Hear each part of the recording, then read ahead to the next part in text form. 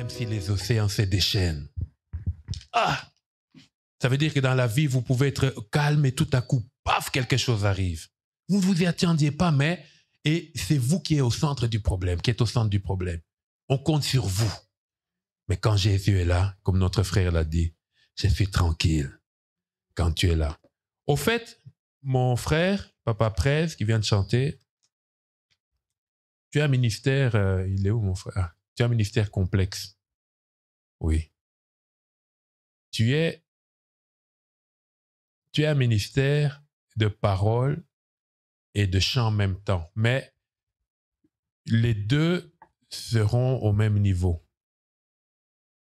Je dis bien de chant, bien que tu es guitariste. C'est-à-dire tu es un conducteur et je pense que le Seigneur te prépare à conduire des foules dans la présence, dans sa présence. Mais il y aura une très forte parole aussi. Et ce sont des choses qui sont en train de couver, c'est-à-dire le Seigneur est en train de faire grandir ça à la température ambiante. Il y a des choses qui ne peuvent pas grandir si elles ne sont pas de la bonne température, comme un fœtus, comme beaucoup de choses. Et c'est ça. Mais c'est un ministère complexe parce que ton ministère, c'est comme si quelqu'un entre dans une vallée, mon frère. Mais en même temps, dès que la personne est dans la vallée, tu te retrouves sur la montagne. Donc c'est un ministère de confusion dans le camp de l'ennemi. C'est un ministère qui demande beaucoup de consécration, beaucoup de consécration. Et c'est un ministère qui fait que quand l'ennemi te voit de loin, il va préparer de grands défis. Mais il y aura de grandes victoires comme tu l'as chanté. J'en parle un peu de manière floue parce que ce sont juste des choses qu'on voit comme ça de loin, c'est pas très clair. Alléluia. Que l'Éternel soit béni. Que l'Éternel soit magnifié. Que l'Éternel soit sanctifié. Alléluia, alléluia, alléluia, alléluia. Seigneur, merci pour la présence de chacun d'entre nous.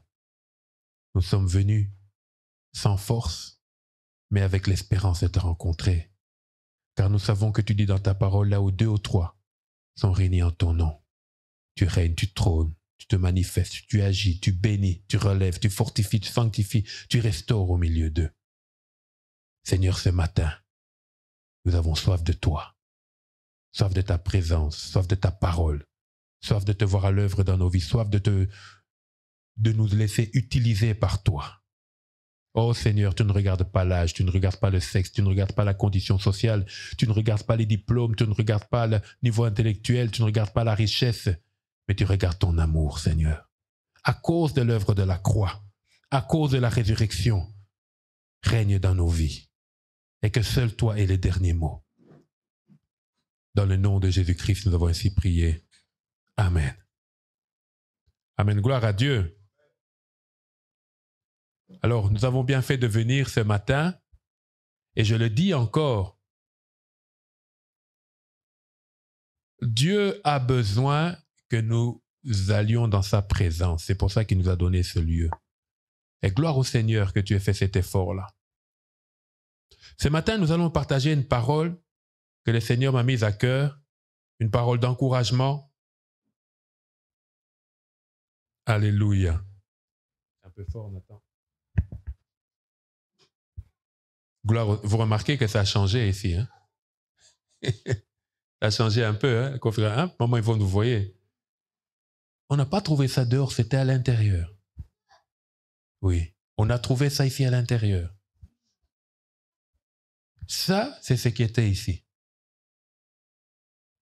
C'est pour ça que dans nos vies, nous devons faire attention. Des fois, nous demandons au Seigneur, Seigneur, mais Dieu t'a déjà donné. Soulève seulement ça et tu verras. Ça, cette plateforme était sur l'autre plateforme. Il y avait 2 plateformes. Seigneur, tu m'as abandonné. Oh, mais je t'ai donné depuis lundi. Toi, jeudi, tu m'as abandonné. Soulève la plateforme. Ça vous est jamais arrivé? Tu ouvres la lettre, tu ouvres ta boîte à lettres, il y a une lettre là-bas qui te fait plaisir. Dieu n'abandonne pas son peuple. Il ne fait jamais ça. Alléluia.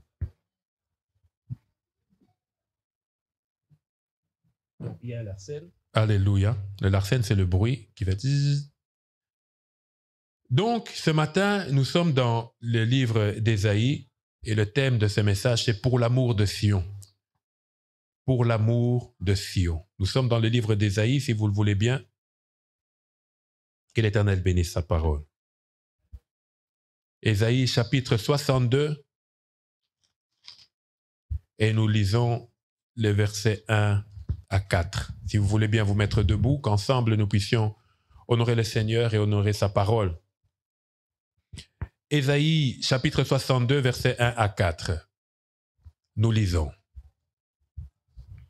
Pour l'amour de Sion, je ne me tairai point.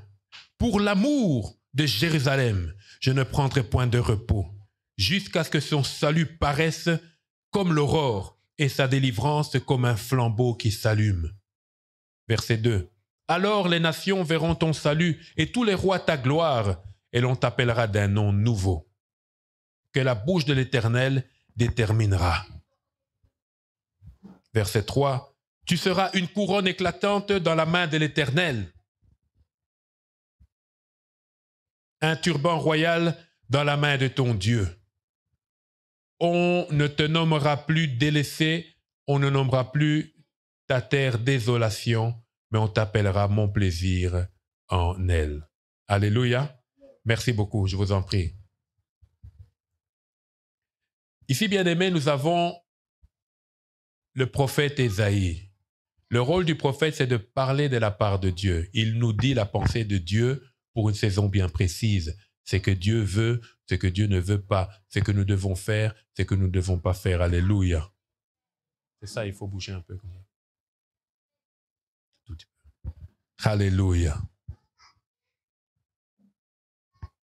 Ici, Dieu parle par la bouche d'Ésaïe à qui? À Sion. Sion qui est Jérusalem, Israël. Mais qu'est-ce qu'il s'est passé? Dieu a fait alliance avec Israël.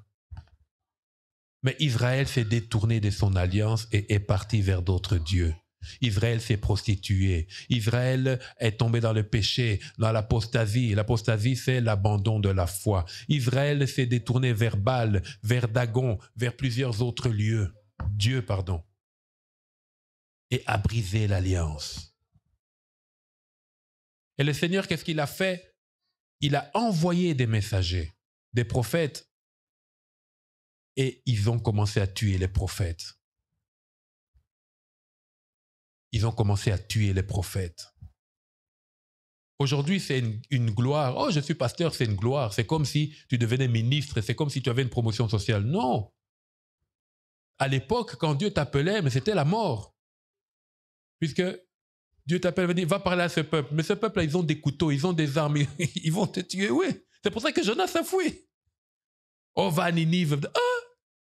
C'est comme si tu me dis, il y a la guerre en Irak. Oh, pasteur Thierry, va implanter une église en Irak. Non, je vais aller à Vancouver. Aujourd'hui, c'est une gloire. Non. On tuait les prophètes.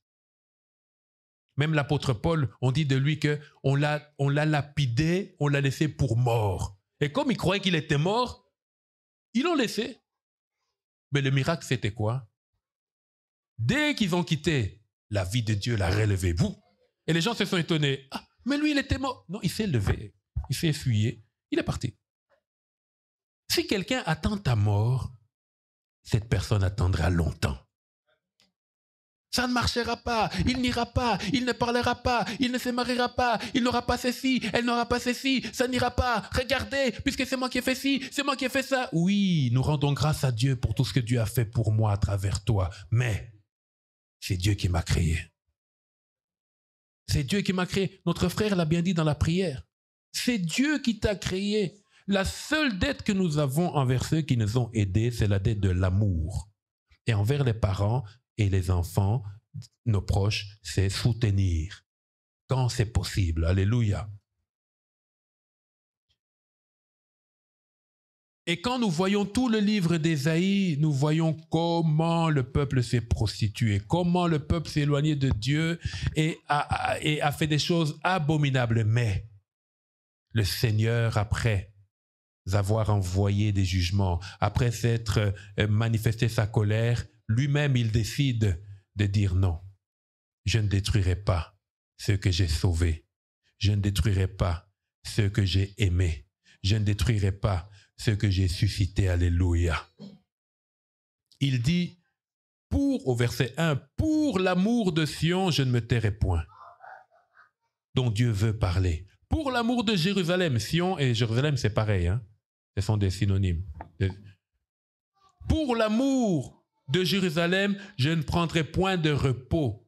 Donc le Seigneur dit à quelqu'un ce matin qu'il connaît, il sait qui tu es, il sait quels sont tes besoins, il sait quels sont tes défis, il sait quels sont les projets qu'il a pour toi, mais sache que il ne se taira pas, il plaidera ta cause et il travaillera. Il travaille d'ailleurs au présent. Dieu ne se repose pas. Toi et moi, nous avons chacun travaillé un jour, que ce soit au boulot, que ce soit à la maison, tu as fait une tâche, non, là je dois me reposer. Mais pas Dieu. Il ne se repose pas. Il ne peut pas se reposer puisque ce qu'il a prévu pour ta vie ne s'est pas encore totalement manifesté. Il ne peut pas et il ne veut pas et il ne se reposera pas. Jusqu'à ce que son salut paraisse comme l'aurore. Vous savez ce qu'est l'aurore? Je me rappelle, un peu plus jeune, j'avais une carie dentaire. Je ne sais pas si vous avez déjà une carie dentaire. Hein? C'est atroce. Ça vient la nuit. Tu peux aller nulle part. On te donne 1 ou 2 aspirines. On te dit, attends le matin, on va à l'hôpital. Ha. Mais pour que le matin vienne, tu as l'impression que c'est une nuit de 24 heures. J'étais là avec ma dent. Le mal vient de l'intérieur.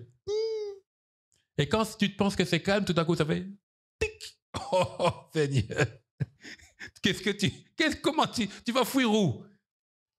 Même si tu vas te cacher, là, la carie est toujours là. Là, maintenant, tu attends que l'aurore arrive. Ah! C'est là où tu vois qu'une minute, en réalité, ce n'est pas 1 minute, c'est 1 heure. Tu as les secondes, normalement, font cac, cac, cac. Mais là, la seconde fait cac. Et puis, ça fait...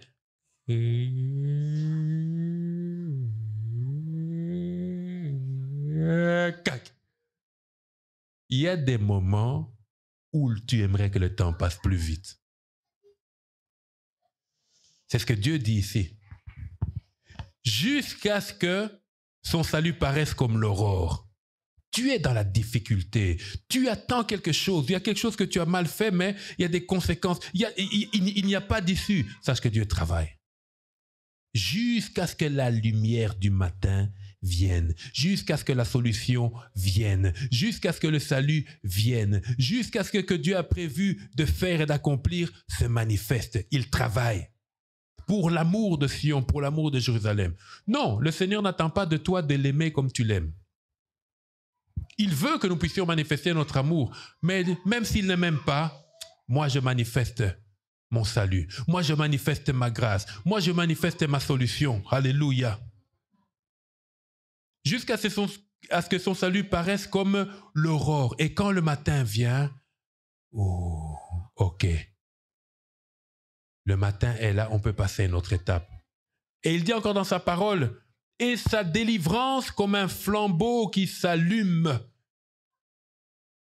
Sa délivrance comme un flambeau. Pour certains qui ont fait cette expérience, qui ont déjà essayé d'allumer du charbon pour cuire quelque chose, je sais qu'ici, ça ne se fait plus tellement, mais nous avons fait ça à l'époque.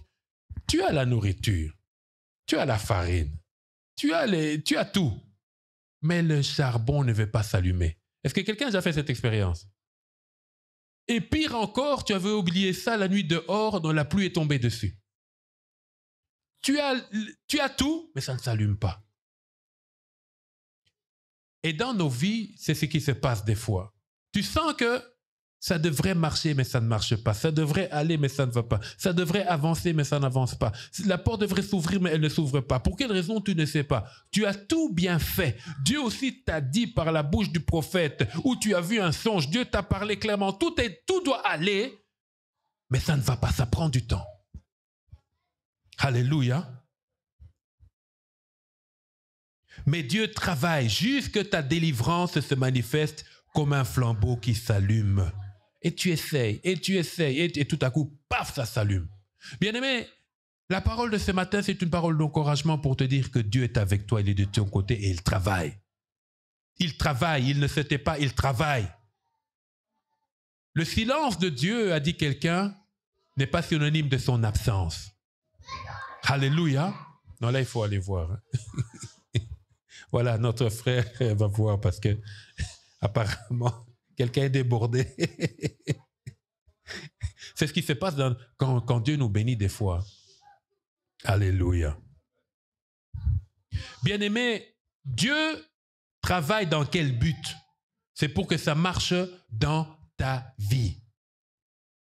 Dieu travaille pour que ça marche dans ta vie, dans ma vie, dans nos vies. Et regardez la conséquence au verset 2. Alors, la conséquence, il y a un alors. Alors les nations verront quoi? Ton salut, et tous les rois ta gloire. Au fait, le Seigneur travaille toujours dans nos vies pour que son nom soit glorifié. C'est pour ça, lorsque nous faisons quelque chose avec Dieu ou pour Dieu, mais avant de faire quelque chose pour Dieu, il faut le faire avec Dieu. Ce n'est pas parce que tu fais quelque chose pour Dieu que Dieu est dedans. Si ce n'est pas avec lui. Parce que nous sommes, rappelons-nous, co-ouvriers de Jésus-Christ. Nous ne prenons pas la place de Jésus. Nous travaillons avec Jésus. Nous sommes l'aide de Jésus. Aide cuisinier, aide maçon, aide ébéniste, aide couvreur, aide ceci. Nous sommes les aides de Jésus pour que Jésus agisse dans nos vies et dans la vie des autres. Alléluia. Il veut que les nations, c'est-à-dire ton voisin, ta voisine, ton père, ta mère, ton frère, ta soeur, tes enfants, quiconque vit sur cette terre, puisse en te regardant dire « Il y a un Dieu sur terre. Il y a un Dieu sur cette terre. » Tu demandes comment tu vas t'en sortir, mais tu vas t'en sortir avec Dieu. Tu demandes comment ça va marcher, mais ça va marcher avec Dieu. Et ça marche déjà avec Dieu.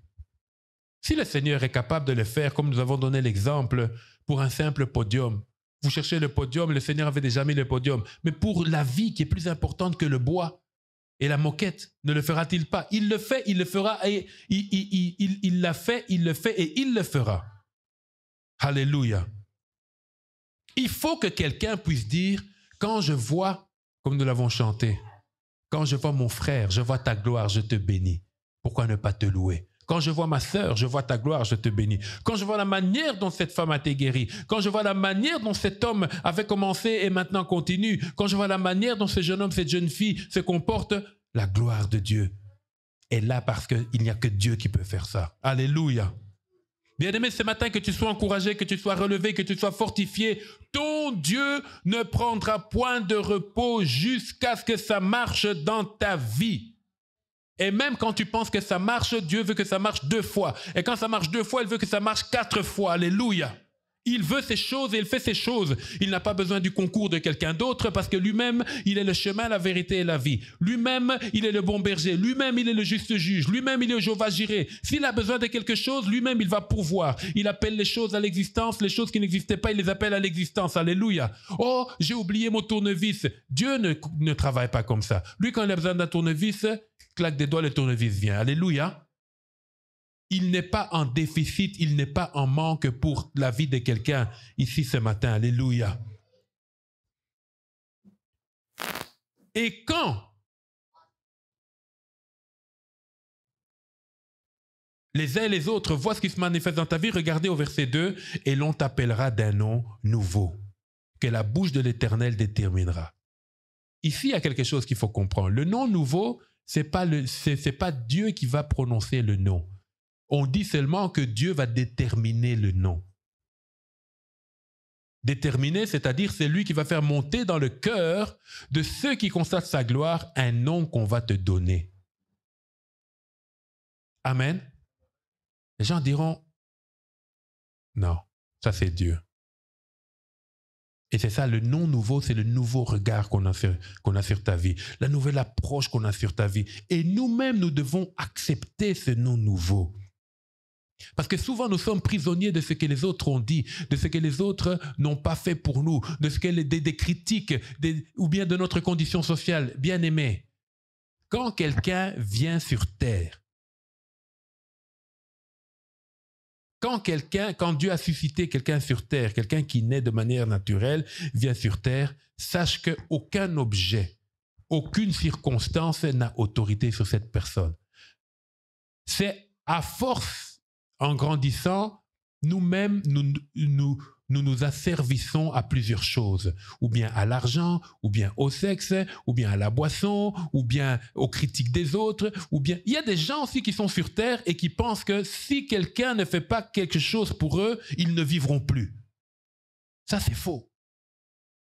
Au moins si Dieu n'agit pas. Mais la parole déclare Christ en nous l'espérance de la gloire. Donc ce nom nouveau sera déterminé par Dieu, mais prononcé par les hommes. Vous savez que David, ce n'est pas le nom de David, c'est un titre militaire. Mais on l'a appelé David parce que sa fonction est devenue tellement glorieuse, il a tué Goliath, il a fait ci, il a fait ça. Non, ça c'est David, ça c'est David, ça c'est David, ça c'est David. Comme on appelle certains mon premier. Mon premier. On donne des surnoms parce que ses œuvres sont tellement glorieuses qu'on s'est dit non. On oublie même son nom. David avait un autre nom. David, c'est un titre honorifique. C'est un titre militaire. Un David, c'est un général. Alléluia. Maintenant, on dit David, David, David, parce que David a fait des choses qui ont époustouflé le monde. Alléluia. Alors, Dieu détermine un nouveau nom sur ta vie. Mais attention, il faut accepter ce nom et il faut marcher selon ce nom. Il faut marcher selon... Si on sait que ton papa est millionnaire, il s'appelle X, allez, monsieur X, et toi, on te voit en train de marcher pieds nus dans la rue, les gens vont se fâcher. Ils vont se fâcher contre ton papa. Oh, mais lui, il a le même nom que l'autre, mais il n'a pas la même vie. Attention, on doit avoir une vie qui est à la hauteur du nom que Dieu nous a donné. Et le premier nom que Dieu nous a donné, c'est le nom de son Fils. On ne va pas nous appeler Jésus, mais en Christ, nous avons accès. Nous sommes participants à la nature divine. Nous avons accès au royaume. Alléluia. Quel est le nom que Dieu t'a donné? Et si Dieu t'a donné ce nom, pourquoi regardes-tu toujours en arrière? Ou tu veux toujours écouter ce qu'on dit de toi? Ce qu'on dit de toi n'a pas d'importance. Ce qui est important, c'est ce que le ciel dit de toi. C'est ce que le ciel dit de toi.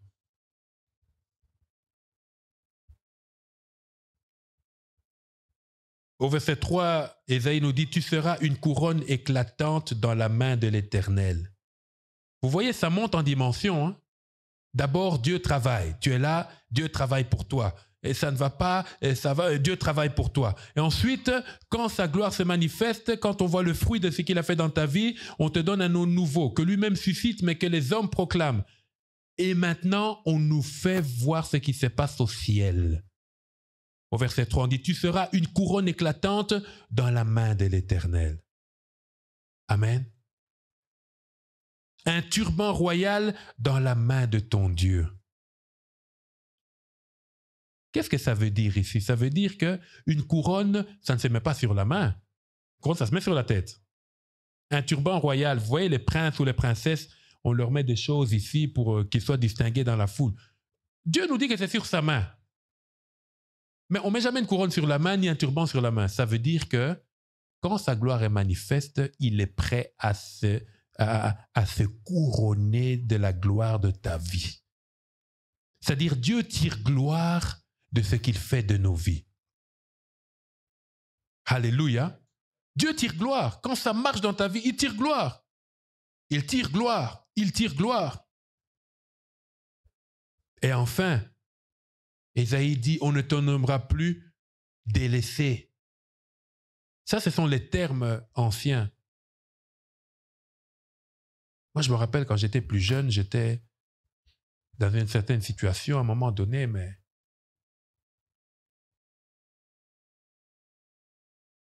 quand je suis devenu pasteur ou bien j'ai vu certaines personnes étaient étonnées d'avoir quelqu'un qui apprend quelque chose de toi qui dit « Il est devenu pasteur !» Déjà, la question là, ça te dit déjà comment la personne te considérait. « Ah, elle l'a mis au monde !» Ah, il est au Canada.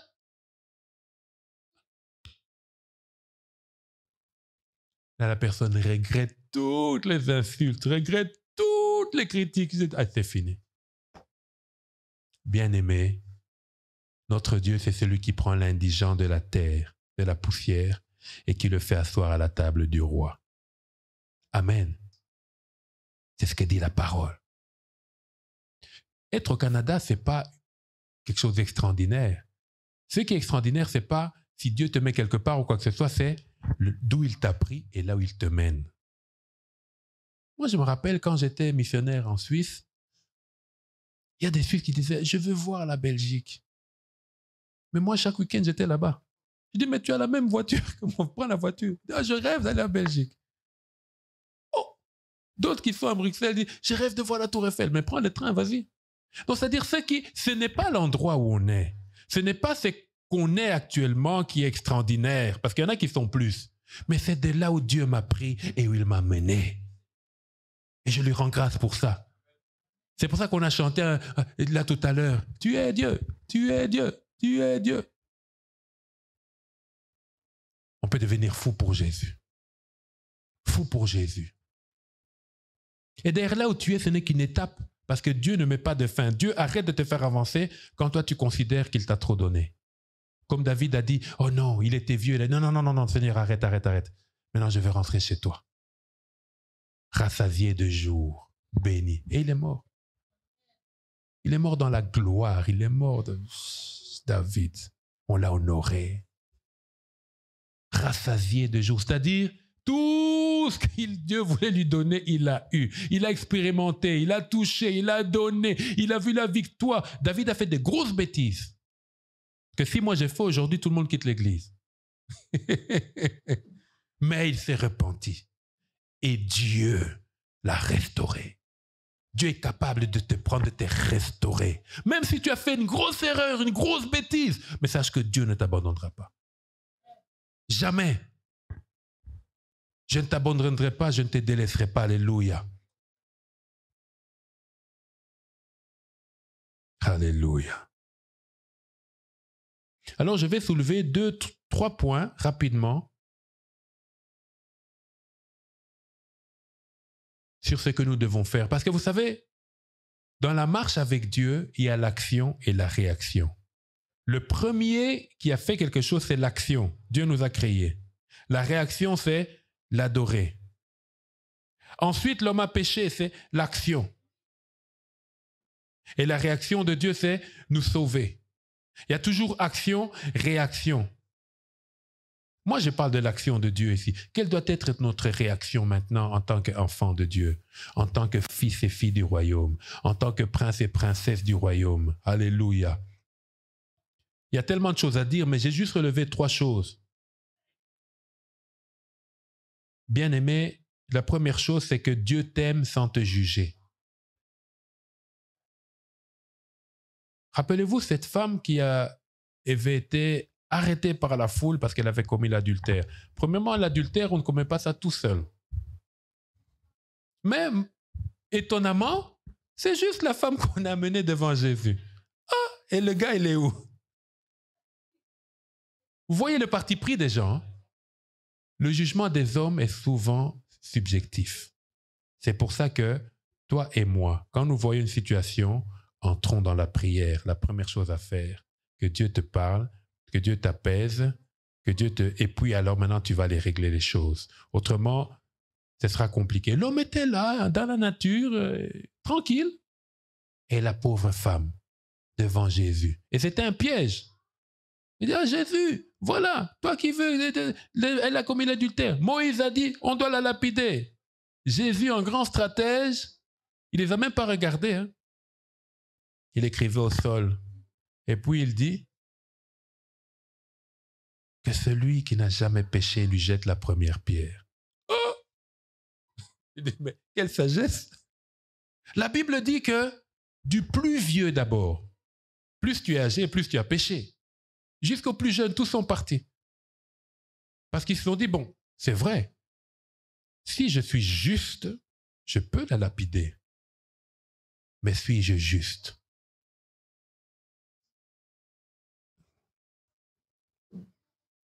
Bon, ils ont dit, bon, vous continuez, moi j'arrive. Tous ils sont partis. Et les jeunes sont restés là, et puis ils se sont regardés entre eux. Ils savaient que, lui, il a volé la poule du voisin. Et l'autre savait, lui, chaque fois qu'on prépare des haricots, il va se servir la nuit. Ils se sont regardés, tous sont partis calmement. Ils sont restés, Jésus et la femme. Et la femme, elle a été toute tremblante. Mais peut-être que Jésus va me lapider. Jésus regarde la femme avec un regard d'amour. Il lui dit, où sont les autres? Oh, il n'y a plus personne. Et Jésus lui dit, va, mais ne pêche plus. Alléluia. Dieu nous aime sans nous juger. C'est le premier point. Le deuxième point, comme réaction, nous, moi et toi, devons nous mettre en ordre avec Dieu. Bien-aimés, lisons ceci rapidement dans Ésaïe 59, les versets 1 et 2. Toujours Ésaïe, je ne suis pas parti loin. Ésaïe chapitre 59, versets 1 et 2. Nous devons nous mettre en ordre avec Dieu. C'est très important. Et vous verrez pourquoi. Non, la main de l'Éternel n'est pas trop courte pour sauver, ni son oreille trop dure pour entendre. Verset 2. Mais ce sont vos crimes qui mettent une séparation entre vous et votre Dieu. Ce sont vos péchés qui vous cachent sa face. Alléluia. Ici, il est établi clairement qu'un enfant de Dieu a la possibilité d'empêcher Dieu de le visiter, de le bénir, de le toucher, de multiplier sa grâce sur sa vie. Comment? En établissant le péché dans sa vie. Quand toi-même tu décides, quand toi-même tu acceptes de marcher dans le péché, c'est-à-dire tu pratiques le péché, ça ne te dérange pas, tu es à l'aise, tu empêches Dieu, tu lis les mains de Dieu, il ne peut pas, c'est comme si la main de Dieu devient courte. Il ne peut pas te toucher. Il ne peut pas te toucher. Et au verset 2, on nous dit, ce sont vos crimes qui mettent une séparation entre vous et votre Dieu. Donc, lorsque nous marchons dans l'iniquité, nous créons un gouffre entre nous et l'Éternel. Et toutes les promesses qu'il a pour nous ne nous atteindront pas. Elles ne vont pas disparaître. Elles vont attendre que le gouffre disparaisse. Et le gouffre disparaît par la puissance du pardon. Et le pardon, c'est quelque chose qui se demande. C'est pour ça qu'il est écrit que le pardon est une puissance qui libère. Ça nous libère de quoi? Ça nous libère de l'incapacité d'être visité par Dieu, l'incapacité d'être touché par Dieu, l'incapacité d'être relevé par Dieu. Quand je demande pardon à Dieu, je m'humilie devant lui, alors il m'élève. Alléluia. Bien-aimés, nous devons chaque jour nous assurer que nous sommes en ordre avec Dieu. Il y a tellement de promesses. Vous savez, les promesses de Dieu sont comme des satellites qui tournent autour de la Terre, autour de la Lune. Elles veulent tomber pour nous atteindre, mais ne nous atteignent pas à cause du péché. Et ça, c'est la parole. C'est valable pour moi, c'est valable pour chacun d'entre nous. Si nous pratiquons une vie de péché, la main de Dieu ne nous atteindra pas. Nous aurons notre pain quotidien, ça c'est la grâce. Mais la visitation divine, non.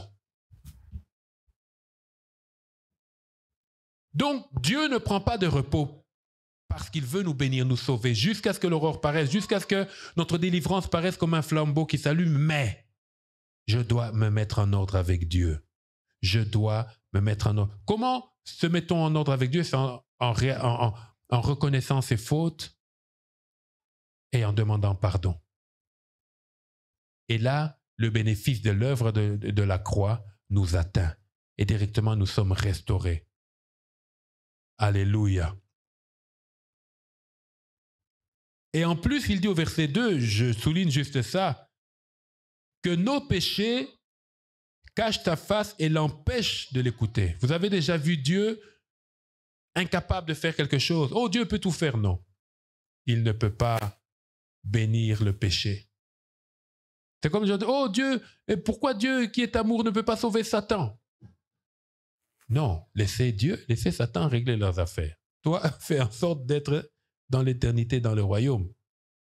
On peut empêcher Dieu de nous bénir, on peut empêcher Dieu de nous visiter, on peut empêcher la parole de Dieu de nous guérir par le doute, par la médisance, par le vol, par le mensonge, par beaucoup de choses finalement qui sont normalisées dans le système du monde, mais qui ne passent pas pour les enfants du royaume. Non, pas pour les enfants du royaume. Et enfin, la troisième chose, nous devons prendre la décision de marcher avec Dieu et de le servir. Alléluia. Il y a deux choses. Il y a marcher avec Dieu et il y a le servir. Nous ne devons pas seulement marcher avec Dieu, mais nous devons aussi le servir. Il y a plusieurs manières de servir. Mais il n'y a qu'une manière de marcher. Nous allons lire dans le livre de 2 Chroniques, chapitre 17, du verset 3 à 5, l'histoire de ce roi Josaphat. Vous savez, Josaphat, c'est ce roi-là qui a fait la louange, et toute une armée a été décimée par la puissance de la louange. Nous sommes dans le 2e livre de Chroniques, chapitre 17, verset 3 à 5. 2 Chroniques, chapitre 17, verset 3 à 5. Alléluia. Alors nous lisons. Vous pouvez lire aussi à l'écran derrière. L'Éternel fut avec Josaphat parce qu'il marcha dans les premières voies de David son père et qu'il ne rechercha point les Baals. Verset 4. Car il eut recours au Dieu de son père et il suivit ses commandements sans imiter ce que faisait Israël. Verset 5. L'Éternel a fermé la royauté entre les mains de Josaphat, à qui tout Juda apportait des présents et qui eut en abondance des richesses et de la gloire. Amen. Ici, c'est l'histoire du roi Josaphat.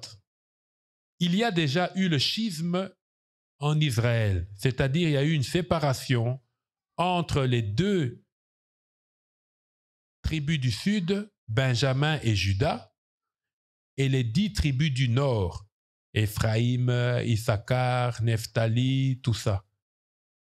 Il y a eu une séparation, il y avait même la guerre entre les deux à un moment donné. Ils se sont battus. Et puis le Seigneur les a arrêtés. Il dit, mais vous êtes frères, vous vous battez pourquoi? C'est pour ça, bien aimé, il y a des batailles dans lesquelles il ne faut pas entrer. Selon le monde, c'est juste. Mais selon Dieu, reste calme. Alléluia.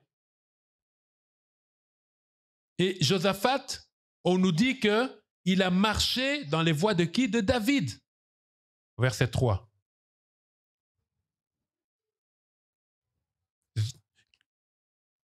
Que veut dire il a marché dans les voies de David? C'est-à-dire il a fait comme David.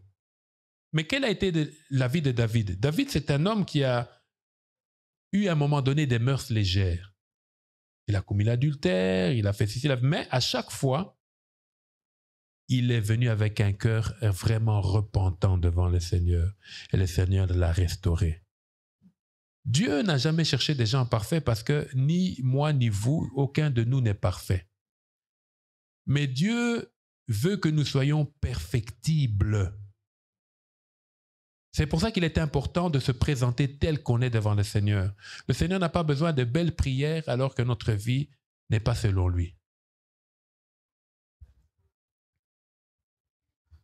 Et Josaphat a fait exactement comme David.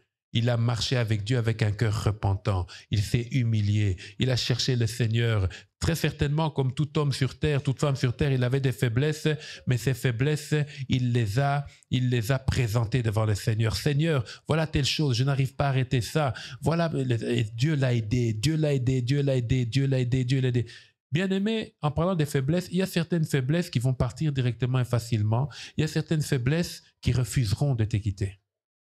Et je n'espère pas pour toi, il y a même certaines faiblesses qui ne te quitteront jamais. Mais comment il faut faire avec? Il faut continuellement implorer la grâce de Dieu. Si ça part, gloire à Dieu. Si ça part pas, bats-toi avec le Seigneur. Pas seul, mais avec le Seigneur. Alléluia. Mais il y a certaines faiblesses qui vont t'empêcher d'atteindre un certain niveau de faveur avec Dieu si elles continuent de se manifester. Et regardez les conséquences. On nous dit d'abord au verset 2, à la fin, son père, et qu'il ne rechercha point les Baals. Les Baals, c'était un dieu païen qui était représenté par des petites statuettes. Quand vous regardez Bouddha, qui est honoré par nos amis indiens et d'autres peuples, c'est une grosse statue qui est quelque part, mais pas les Baals. Les Baals, ce sont des petites statues qu'on met quelque part. Hein, tu es là, dans ta maison, tu mets ça dans un coin et tu loues l'Éternel. Après, tu vas devant Baal. Oh, Baal, Baal, Baal, Baal. Pourquoi? Parce que c'était le dieu de la fécondité. Alors, comme les Israélites, il y avait beaucoup de mélange avec les peuples, tout ça, ils prenaient les Baals et ils mettaient ça. Oh, mais non, quand même, ça peut marcher pour la fécondité. C'est comme si aujourd'hui, toi, tu es enfant de Dieu, tu vois là où on tire les cartes pour l'aventure, où on dit des choses pour le futur, tout ça. Tu mets tes mains, tu donnes ton argent, donne-moi $10, je vais te dire ton futur. Ça, ce sont des Baals. C'est la divination. C'est une abomination devant Dieu. Et les Baals, ils sont là, ce sont des petites choses. Non, c'est une offre. Ou bien tu mets une chaîne et là, et dessus il est marqué je ne sais pas quoi. Et c'est ça. Non. C'est l'idolâtrie. Et Josaphat a refusé ça. Il a dit non, non, non, non, non, non. Nous ne ferons pas ça. Et au verset 4, car il eut recours au Dieu de son père et il suivit ses commandements sans imiter ce que faisait Israël. Le problème, c'était quoi? Israël était dans l'apostasie, c'est-à-dire ils avaient refusé la foi. Et ça, c'est à cause de qui? Le fils de David, Salomon. Salomon a fait tellement de désordre que Dieu a divisé le royaume. Et en divisant le royaume, un des serviteurs de Salomon, voilà, son nom m'échappe maintenant. Il est devenu roi des 10 tribus. Et il a introduit l'idolâtrie, il a introduit les Baals, il a introduit tout ça. Si bien que le royaume du Sud cherchait à honorer Dieu et les 10 autres tribus dans l'abomination. Mais lui, il est resté droit. Il n'a pas suivi les penchants d'Israël. Ici, Israël, ce sont les 10 tribus du Nord, ce n'est pas tout Israël. Et ensuite, il est écrit, l'Éternel a... Et ça, c'est la conséquence. Comme Josaphat a honoré Dieu, il a pris la décision de marcher et de servir Dieu. La conséquence, c'est l'Éternel a affermi sa royauté. Et tout Juda lui apportait des présents et qui eut en abondance des richesses et de la gloire. Bien-aimés, chacun d'entre nous cherche une meilleure vie sociale. Chacun d'entre nous cherche une meilleure vie financière. Chacun d'entre nous cherche une meilleure vie familiale. Mais que faut-il faire pour que ça marche? Oh, travailler. Oui, mais quand tu travailles, le travail ne suffit pas. Il faut aussi la faveur de Dieu. Si tu veux voir Dieu, le ciel s'impliquer dans ta vie, oh, ce que je gagne, c'est peu. Oui, mais tu as quelque chose que Dieu peut multiplier. Nous devons servir le Seigneur. Si tu sers le Seigneur, il va te faire évoluer à... Ici, je parle des choses matérielles. Il va te faire évoluer à une autre dimension alors que ta semence ne pouvait pas produire un fruit d'une telle qualité ou d'une telle hauteur. Alors, il y a une différence entre le souhait et la volonté. Il y a la volonté de Dieu et puis il y a notre souhait. Mais notre volonté doit épouser la volonté de Dieu. Dieu n'est pas là pour exaucer nos souhaits. Dieu est là pour exaucer sa volonté. Alléluia. Dieu est là pour exercer sa volonté dans nos vies. Et il veut que nos volontés puissent épouser la sienne. Alors bien aimés, servons le Seigneur comme plusieurs d'entre nous l'ont fait ce matin. Servons le Seigneur d'une manière ou d'une autre. Servons aussi le Seigneur avec nos dîmes et nos offrandes. Alléluia. Puisque le Seigneur ici parle des choses matérielles, il dit « et qui eut en abondance quoi des richesses et de la gloire ». Si tu veux avoir en abondance les choses matérielles, il faut les semer aussi en abondance. Tu pries beaucoup, tu auras l'onction. Tu donnes beaucoup, tu auras l'argent. C'est un principe établi par la parole de Dieu que moi je n'ai pas établi, mais c'est la vérité, c'est comme ça. C'est celui qui sème, moissonne. C'est pour ça qu'il est important d'être fidèle dans les offrandes et dans les dîmes et dans les libéralités. C'est important d'être fidèle. C'est important d'obéir parce que l'obéissance vaut mieux que le sacrifice. Si je suis fidèle dans les petites choses, Dieu me donnera ce qui est grand. Alors bien aimés, voilà. Le Seigneur nous a dit ce matin pour l'amour de Sion. Tu peux mettre ton nom pour l'amour de X et d'Y. Je ne me tairai pas. Voilà ce que je ferai. Voilà comment je ferai. Voilà les moyens que je ferai. Pourquoi? Parce que ma gloire doit se manifester. Ma gloire doit se manifester. Ma gloire doit se manifester. Alléluia. Ma gloire doit se manifester. Dieu veut visiter ta maison, mais il attend que tu puisses être dans ses normes. Ou très certainement, tu es dans ses normes, il est déjà en train de visiter ta maison, mais il veut le faire pleinement. Alléluia. Bien-aimés, je vais nous inviter à nous mettre debout et à prier quelques minutes. Par rapport à cette parole, c'est vrai, nous avons chanté, nous avons célébré le Seigneur et nous savons qu'il est de notre côté parce que nous sommes de son côté, parce que nous n'avons pas d'autre Dieu. Mais nous voulons lui dire, Seigneur, glorifie-toi. Glorifie-toi, Seigneur. Glorifie-toi ce matin. Glorifie-toi dans la vie de quelqu'un. Glorifie-toi Adonai, glorifie-toi El Shaddai. Nous voulons te voir à l'œuvre, Seigneur. Avance, bénis.